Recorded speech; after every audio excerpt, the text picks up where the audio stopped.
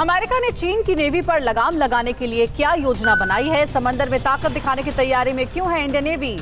चीन के राष्ट्रपति के सुर क्यों बदले? कोरोना को लेकर अमेरिका और चीन के बीच क्यों है तनातनी? देखते हैं top 9 world on war mode में। अमेरिका ने एशिया प्रशांत क्षेत्र में चीन की नौसेना पर लगाम लगाने की योजना बनाई। US defence secretary mark Oslo के मुताबिक इसके लिए प्रायोरिटी थिएटर ऑफ ऑपरेशंस के तहत मानव रहित ऑटोमेटिक जहाजों और पनडुब्बियों का इस्तेमाल किया जाएगा।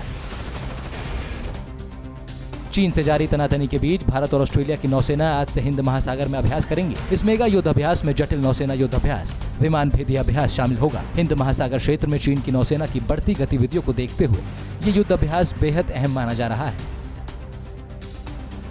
जंग को लेकर पूरी दुनिया को टेंशन देने वाला चीन अब शांति का राग अलाप रहा है। चीन के राष्ट्रपति शी जिनपिंग ने संयुक्त राष्ट्र महासभा में कहा कि हम जंग नहीं चाहते। जिनपिंग ने कहा कि चीन दुनिया का सबसे बड़ा विकासशील देश है और शांतिपूर्ण, खुले, सहकारी और सामान्य विकास के लिए प्रतिबद्ध है।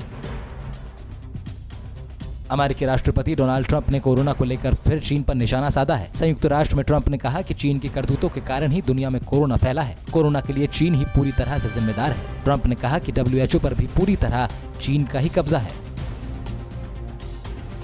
कोरोना को लेकर ट्रंप के आरोपों पर चीन ने सफाई दी है। चीन ने कहा कि कोरोना के मुद्दे का राजनीतिकरण नहीं किया जाना चाहिए। चीन ने कहा कि कोरोना के बहाने किसी देश पर कलंक लगाने के प्रयास को मंजूर नहीं किया जा सकता। चीन ने यह भी कहा कि हम भी कोरोना वायरस से जूझ रहे हैं। चीन ने केरुंग तथा तोकनी बॉर्डर बंद कर दिया है। बॉर्डर बंद होने से दवाइयों से भरे कई ट्रक नेपाल चीन बॉर्डर पर फंस गए हैं। तथा तोकनी बॉर्डर के जरिए PCR machine, PPE kit, mask, sanitiser और बच्चों के लिए जरूरी दवाएं नेपाल भेजी जा रही हैं।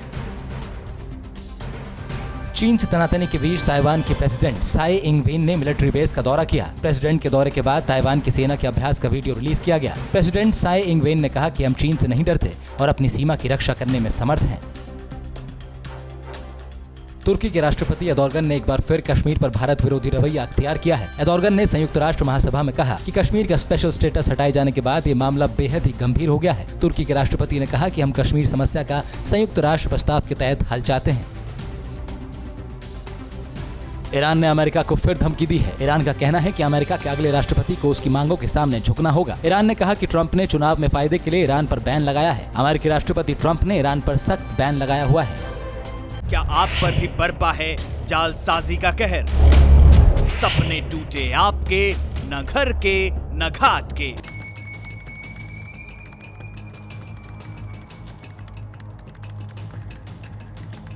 देखिए लूट घर हर रात 9:30 बजे। फिक्र आपकी,